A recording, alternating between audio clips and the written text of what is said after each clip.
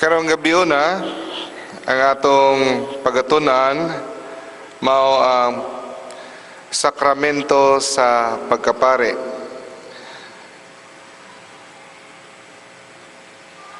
Kabahin gani siya sa atong lecture series sa sakramento. So, ang tubag, what is a priest? Unsa ang pare?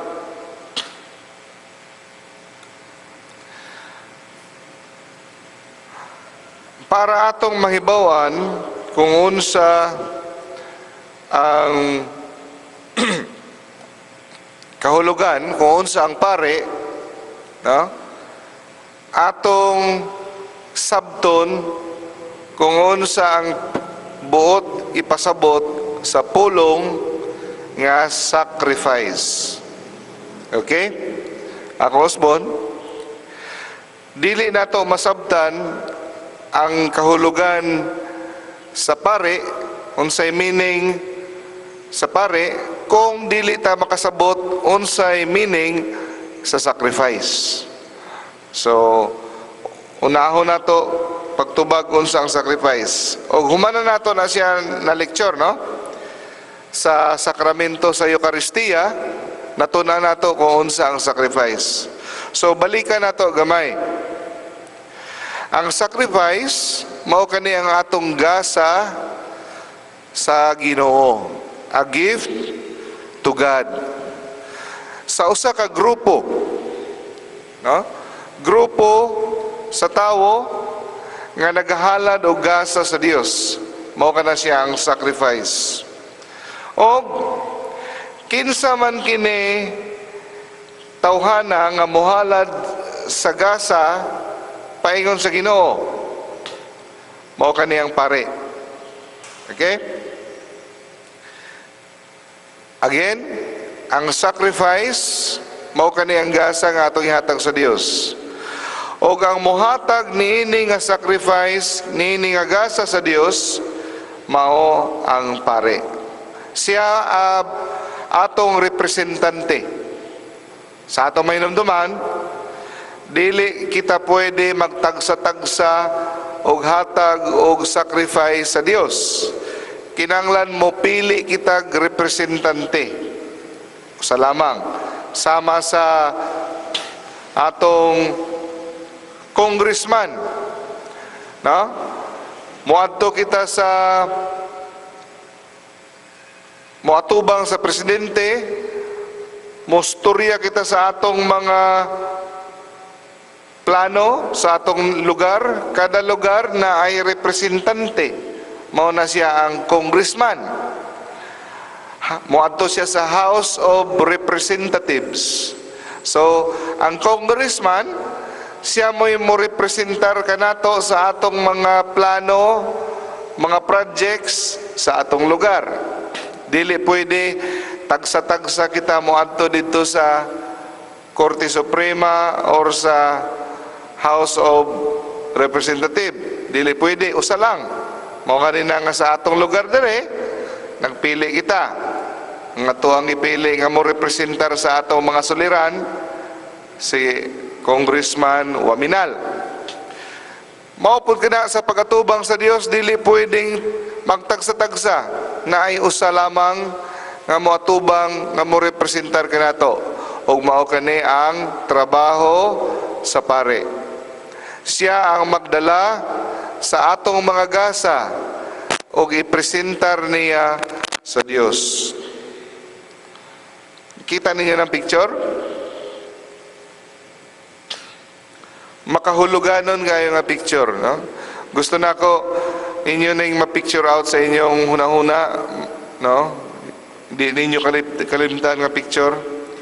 Makita na to ang kahulugan sa pagiging sa paghatag og sacrifice. Ang pare nagtindog, taliwala sa katawhan, no? Siya ang naghalad para sa Dios nga dili makita. O ang mga tao nagluhod, no? O ang pare mo'y nagbarog. Siya mo'y representante. Ningon diri si Saint Padre Pio, if we only knew how God regards this sacrifice, we would risk our lives to be present at a single Mass. Kung sa may meaning ani, sa Binisaya. Ang meaning ani, kung kabalo lang kuno ta mga igsoon, kung unsa kabililhon para sa Ginoo ang usa ka misa, kung kabalo lang kuno kita kung unsay tinuod nga bili para sa Dios sa kada sacrifice, malagmit ato kunong isugal ang atong kinabuhi para lang maka-attend og misa kada adlaw. Bisan pa kunog na peligro ang atong kinabuhi, naigira o naibaha, kung kabalo lang kuno ta unsa kabililhon ang usa ka sacrifice sa misa, uyon kita nga ibuwis ang atong kinabuhi sa pag-attend sa usa lang ka misa. Ingana kuno kabililhon kung kabalo lang ta. So, ang tumong sa atong pagtipon, sa atong paghalad og sacrifice, mao ang paghatag og dungan nga pagsimba, group worship. Pag ato natong gisulti ang tumong sa misa, upat ka buok, no? Pagsimba, pagpasalamat, pagpangayog pasaylo, o pagpangayo o grasya sa Dios. Okay. Now, atong gihisgutan nga ang sacrifice nagahatag kita gasa sa Dios.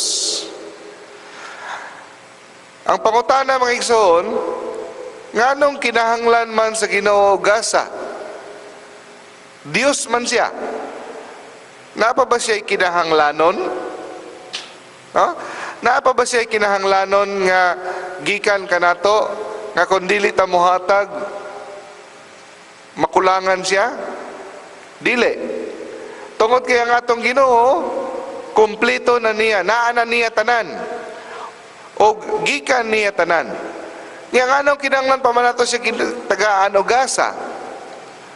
May nunduan ako katong birthday ko. Birthday na ako, naingon akong sekretary, si BJ. Maglibog ko, Dok, unsay ako irigalo sa imong birthday, kay naa na nimo tanan, kay dato na kay ka, maglibog ko. Kay wa na may hatag namo nga wala nimo, kay daghan mga kwarta. So muna nasulod sa akong hunahuna, sa paghatag nato gasa sa Ginoo, unsa may atong ihatag sa Ginoo nga makapalipay niya nga naa naman niya tanan. No? So dili na siya mangigsoon kung unsa nga gasa, kundili ang paghatag nato og gasa sa Dios usa ka pagpakita sa atong pagpasalamat. Dili na siya mo base sa kuan, no? So kung gitagaan lang og panyo, okay ra gihapon, no? Kay dili man kina siya sa ang paghimo sa paghatag diha mo'y bililhon.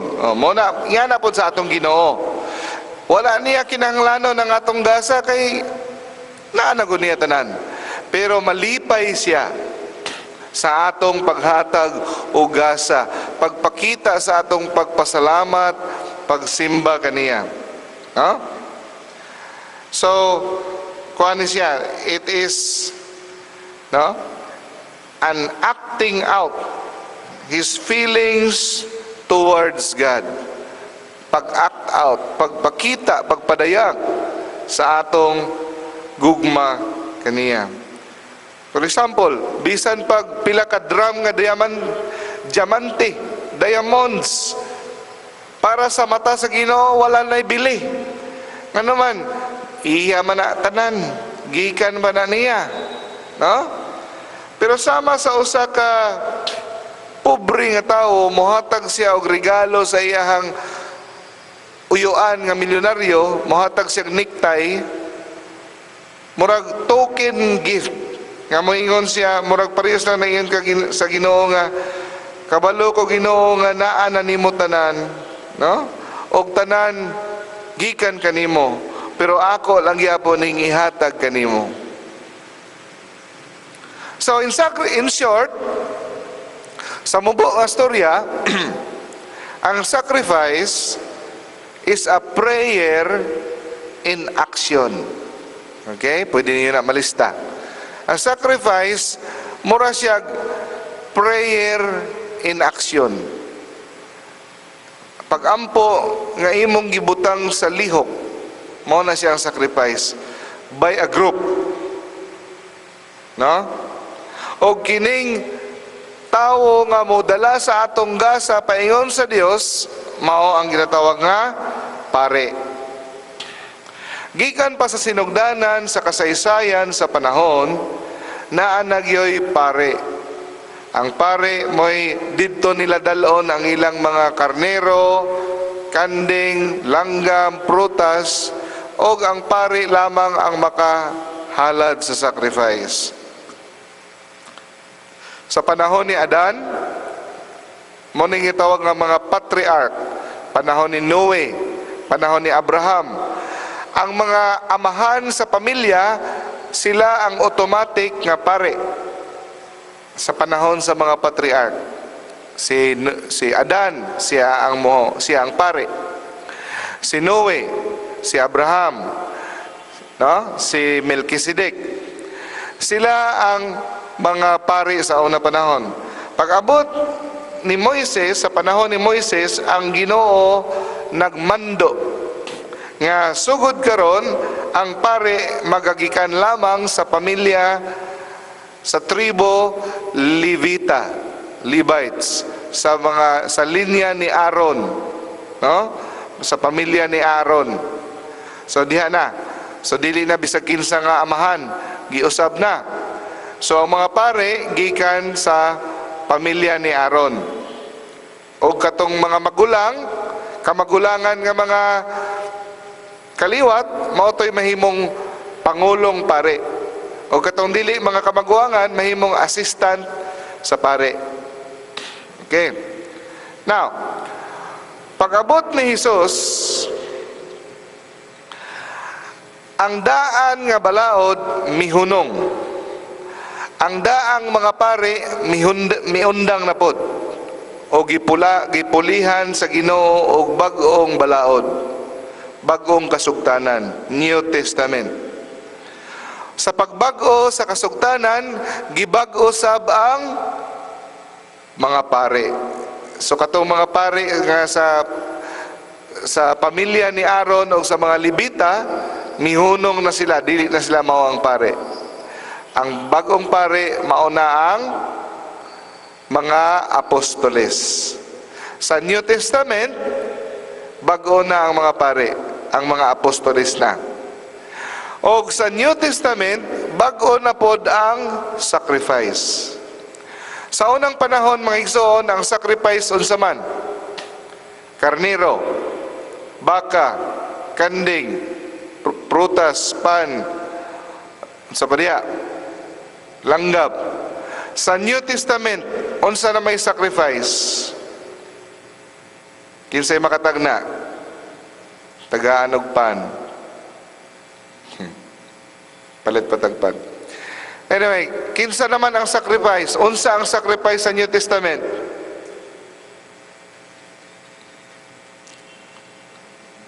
Bill, kabalo ka Bill? Si Jesus. Sa New Testament, ang atong sacrifice, mga bagay-bagay, karnero, baka, bisag unsa. Pag-abot sa New Testament, ang sacrifice wa nay lain, kundili si Jesus Christ. Siya ang ginatawag nga perfect sacrifice. Okay? So sa kada misa, mga igsoon, sa kada santos nga misa, si Jesus iyang ginabag-o.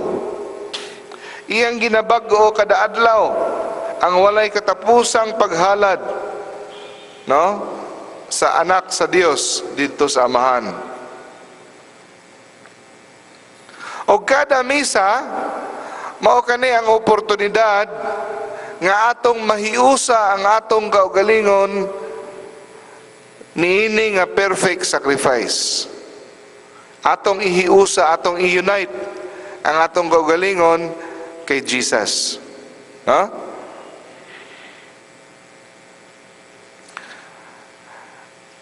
Sa Last Supper, gihimo ni Jesus ang 11 ka apostoles. Nganong 11 man? Nganong dili man 12? Ha? Sa Last Supper, dili ta sure kung naa si Judas, kasi si Judas nigawas. Di ba? Nigawas. So di ta sure kung naa si Judas. So 11. Ang 11 ka mga apostoles sa Last Supper gihimo ni Jesus nga pare. Diha nagsugod ang pare sa New Testament. Ningon siya.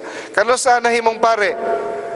Pagsulti ni Jesus, himoa ninyo kini. Diha nga punto, nahimo silang pare. Kaya nga naman, ipahimo niya, meaning, tagaan po niya sila gahom.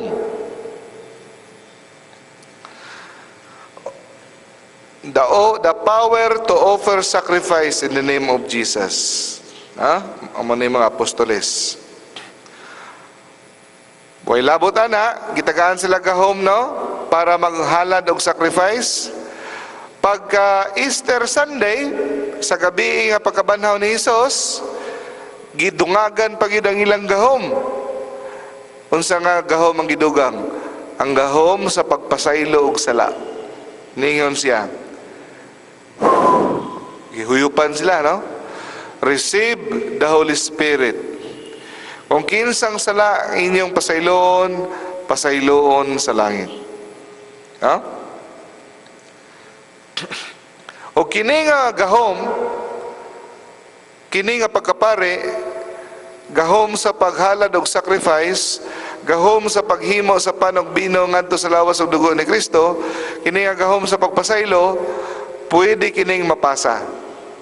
O kini mapasa pinaagi sa sakramento sa Holy Order. Pwede kining mapasa. Mabasa nato sa Acts chapter 6 verse 5 to 6 nga si nagpili sila, si Stephen, si Philip, si Procoros, si Nicanor, Timon, Parmenas, and Nicolas. No? Gipili nila o ilang gipandungan sa ulo. Ang nagpandong ang mga apostoles o nahimo silang mga diakono.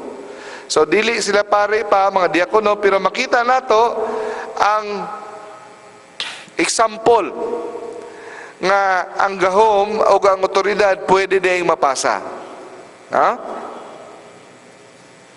O pag-abot sa panahon, kining mga pare o mga obispo nagpandong po sila og naghimo po sila bag-ong obispo o bag-ong mga pare hantod ni daghan. Og diri nato makita nga ang atong mga pare karon gikan kani siya sa walay bugtong kutay, no? Sumpay kani, wala kani pagkabugto nga sumpay gikan pa sa kapanahunan sa mga apostoles, gikan mismo kay Jesus. So kaning ato mga pare, kung imong i-trace ba kung kinsay nag-ordina nila, mabalik yun ngadto yun sa panahon sa mga apostoles. So mga iso, nanginahanglan gigitag pare. No? Dili kita malipay nga daghan na tagpare karon.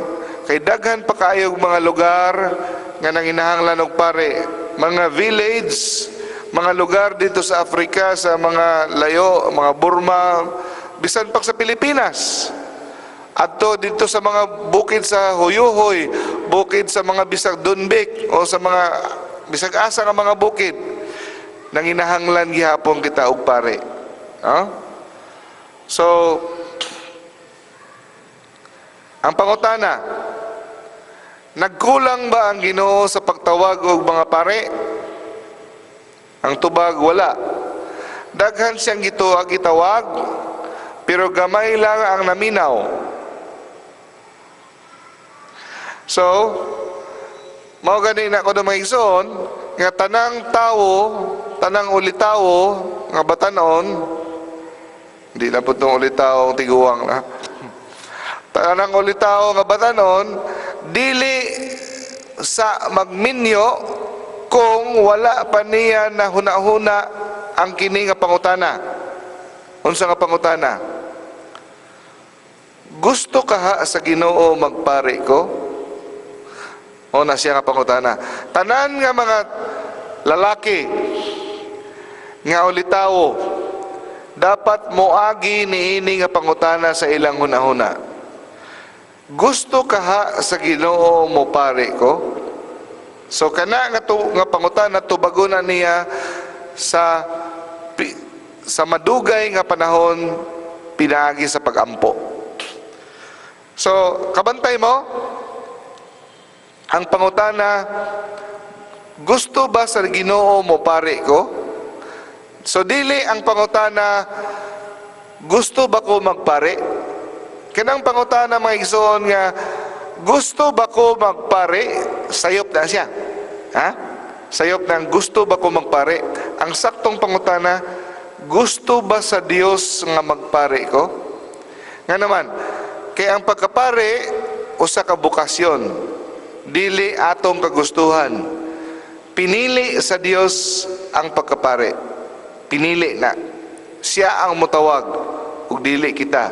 So, ang pangutana nato, gusto ka sa Ginoo magpare ko? So, dapat sa dili pa di ay ang tanang mga ulitawo muminyo, moagi sa sila ni ana nga pangutana. Kay wasig wa ta kabalo, gitawag di ay ta. Yan na pabungol-bungol lang ta. No? Kay kuan wala ta kay balo, no? So it is a question that should be asked and pondered in prayer, no?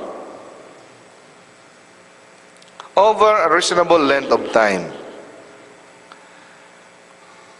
Of course, ang Ginoo dili pud niya tuyo nga tanang lalaki mo pare.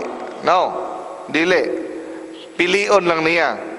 Kay ang naamay laing bukasyon ang lalaki, mao ang pagka-amahan. No? Dili pud pwede ang tanan mo pare. Kaya ang pare ang mo representar, no? Pero dapat ang tanang lalaki sa dili pa mominyo mangutana gyud sa iyang kaugalingon. Okay? Ang usa ka lalaki kuno mahimo siyang malipayon sa iyahang marriage life kung sawa pa siya na minyo, iya nang giusisa kung siya naminaw bagyod sa tingog sa Dios.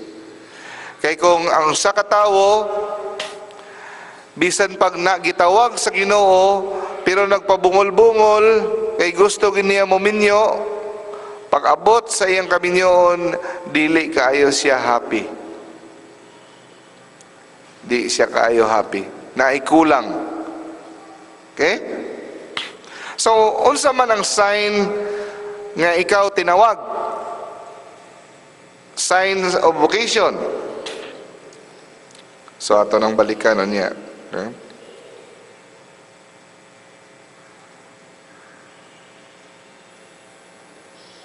Okay. Una sa tanan, ang Ginoo dili mohapak sa imong ulo ug moingon, "Hoy dodong, magpare ka." No. Dili ka makadungog nga ang Ginoo musulti sa imong dunggan nga, "Hoy, magpare ka." No. Unsa may buhaton sa Ginoo? Ang Ginoo, no? Gitagaan kita niya og sariling pangisip nga magtimbang-timbang, no? Ang himuon lang sa Ginoo, tagaan ta niya og guidance. Ipahayagon niya ang atong huna-huna. og taga-giyahan taniya kung magiyahan taniya kung ato siyang tagaan og chance nga paminawon sa atong mga prayer. Kung nagaampo ta. Of course, kung dili ta kanunay magampo, di kita makadungog sa tingog sa Ginoo. Kung sigit mainampuon kita nga tao, ma-feel na to nga kita gigiyahan og naay mga signs nga kita padugit tinawag di ay sa Dios. Ha? So naa siya yung mga guidepost. Una, pangutanon nimo imong kagalingon. Ang isa ka batanon ko no mangutana. Do I have a good health? Kay kung dili man kinahanglan nga Superman ka, no? Nga ligon kay ka dako kaglawas. Dili baka masakiton. Kay kung masakiton ka, lisod kaayo kay grabe ang training sa seminaryo. Kaduha, dili ba ko bugok? Meaning, do I have a fair ability to study and learn? Makasabot ba ko? Dili ba ko hinay kaayo? Kay kung sobrahan na po ka kahinay, maglisod ka. Kay ang seminaryo, mga igsoon, lisod. Lisod ang philosophy o theology, dili tiyaw-tiyaw. Sa una, sa wala pa ko ng eskwela sa seminaryo, nakaingon ko, sayon naman siguro na. Pero pag tungtong na nako seminaryo, nakaingon ko, naadi ay dire ang mga bright kayo ng mga tao. Grabe. Ang pila ka mga libro ng tangkas-tangkas may basahon. Dili sa yon. Next nga pangutana nga pangutanon sa usa ka batanon, kanunay ba kung nagapangumpisal o kanunay ba kung nagapangalawat? Kung ang iyang tubag dili, sayon ra kana siya baguhon. Di maningkamot ka mangumpisal kanunay o mangalawat. Next, kanunay ba ko in the state of grace? In the state of sanctifying grace? Nagalikay ba ko sa mortal sin? Kung ang tubag dili, sayon ra pud na siya solusyonan. Di maningkamot ka nga maglikay sa pagpakasala. Pinaagi sa pagampo o pagdawat sa mga sakramento. Mao lang kini ang dapat natong hinumduman, mga igsoon. Dili kinahanglan nga ang usa ka batanon santos ay mosunod pagkapare. Kay kung santos siya, grabe kabuutan nga murag santos, gamay ra gyud sigurong mapare, no? Ang importante lang nga bisag dili siya ingana ka grabe gyud ka balaan, ang importante nga siya na ningkamot kada adlaw. Naningkamot nga siya mahimong mas maayo ikumpara karon. Kuha ninyo ang igsoon? Naningkamot. Tapos, kung matubag niya nga pangapangutana, na siya good health, average lang ang iyang pangutok, tapos naglikay siya sa sala, naningkamot siya, ganahan siya nga ma-improve ang iyang kinaiya. Kung makatubag siya, yes niya now, dire na nga panahon nga iyang istoryahon ang iyang amigo nga pare or spiritual advisor nga basig na siya posibilidad nga musulod sa seminaryo. Now, kung ang parents, kumuduo lang pa ang bata sa parents, dapat i-encourage. Dili nga ay dong, ayaw lang dong, anugon, guwapo man ka. Kato lang imong manghod kay maot-maot mo tayo papariyo na to. Hindi lahat ng guwapo artista. Ang iba ay pare din. So, muna problema, kaya ang mga reject mo yatong i-dalon sa seminaryo. Ang uban, musulti. Ayaw lang sa dong, hulatasa, mo graduate kag college, ay ka mo pare. Murag, nanggaingon sila ba nga ang pagtawag sa Ginoo makahulat ra na. Dili.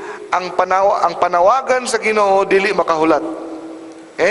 So daghana ang mga batanon nga naa sila'y calling pero nawala tungod niini nga pahumanon sa og college. Nya nalingaw na sa college, nalingaw na sa uyab-uyab, nawala na ang calling. Daghan kayo ang Ginoong tinawag para mahimong pare ug mawala tungod niini. Okay? So, unsa pa gyud? Ang vocation, mga igsoon, strictly speaking, is a call from the bishop. Kung ang bishop musulti sa usa ka seminaryan nga ready na ka mudawat sa Sacrament of Holy Orders, mao kana siya ang strictly speaking vocation. So, for example, ang usa ka seminaryan nakahuman na siya high school, nakahuman na siya college, philosophy, nakahuman na siya og theology. Para maordinahan siya, dapat naa siya sa state of grace. O dapat ang usa ka kandidato para pagkapare dapat exceptionally good character. Imagine pare ka, ikaw ang tan-awon sa tanan, role model. Siyempre dapat good character. Kung ang imong karakter dili makaon sa iro, disgrasya. Daghan ang disillusion, daghan ang mabugnaw sa ilang pagtuo. So, it is necessary that he should complete 4 years of high school, 4 years of college, and 4 years of theology. Ug dapat dili moubos sa 25 years old. So, 24 years old, dili pa ka pwede maordinahan. Dapat 25 years and above maordinahan. O dapat na ay sound faith, na ay maayong pagtuo, o good reputation. Dili, kada nga seminarista, palahubog. Kada nga seminarista, bayot. Kada nga seminarista, chick boy, na ay uyab, na ay gipamabdusan sa ilang pastoral area. Dili pwede nga na. No? So, must be enjoy a good reputation. O, ang usa ka seminarista nga dapat maordinahan, dapat na siya insakto nga tuyo sa pagsulod sa pagkapare. Right intention. Dapat ang iyang intensyon nga himuon niyang balaan ang iyang kaugalingon, mapabalaan niya iyang kaugalingon, pinaagi sa pagluwas og mga kalag. Dapat ang iyang tuyo gyud mismo sa pagsulod sa pagpare nga maglabor, maningkamot sa pagluwas og mga kalag. Mao na rason maison. Ako Osbon, question, unsaon pagluwas sa pare sa iyang kaugalingon? Maluwas sa pare niya ang iyang kaugalingon, pinaagi sa pagluwas niya sa mga kalag sa uban. Mao na siya. Maluwas niya iyang kaugalingon kung maningkamot siya sa pagluwas sa uban. Now,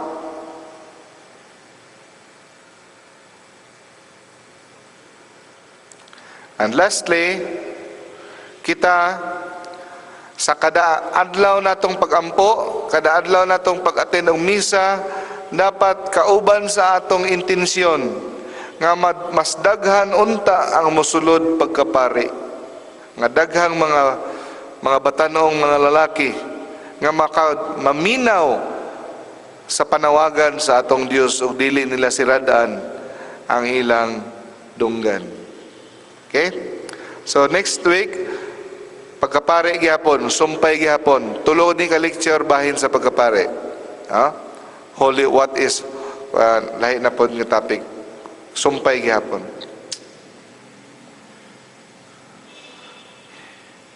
Daghan kay tarono, murag malibat kus kadaghan. Tungod sa ulan, no? So sharing sa tagamay, no? Kung sa inyong ma-share.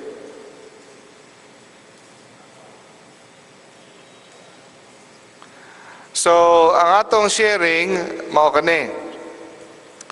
Kinsa nga pare ang imong gikonsider nga role model nga nakapatabang kanimo sa pagpadasig sa imong pagtuo? Kinsa nga pare ang imong role model? Muna, og ngano? Kinsa nga pare ang dakong impluwensya sa imong spiritual life, no? Mao na siya. Pangutanan na to.